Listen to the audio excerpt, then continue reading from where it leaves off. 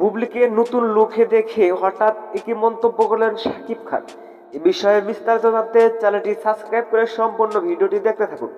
সুপ্রিয় দর্শক, ঢাকায় সিনেমার অন্যতম অভিনেতা অভিনেত্রী শাকিব বুবলি, যাদেরকে নিয়ে সোশ্যাল মিডিয়ায় আলোচনা সমালোচনার শেষ নেই। যতটা না আলোচনায় থাকেন সিনেমার কাজ নিয়ে, তার চেয়ে বেশি থাকেন সমালোচনা ব্যক্তিগত জীবন নিয়ে। কারণ সোশ্যাল মিডিয়ায় তাকালে দেখা যায় শাকিব বুবলির ব্যক্তিগত ইস্যু। কারণ শাকিব খান কিছু সাক্ষাৎকারে বুবলিকে অপরাধী বলে মন্তব্য করেন, আবার কিছু সাক্ষাৎকারে বুবলি শাকিবের বিরুদ্ধে অভিযোগ দায়ের করেন। কিন্তু সম্প্রতি কয়েকদিন ধরে সোশ্যাল মিডিয়ায় শাকিব বুবলির ব্যক্তিগত জীবন নিয়ে বেশ আলোচনা হচ্ছে।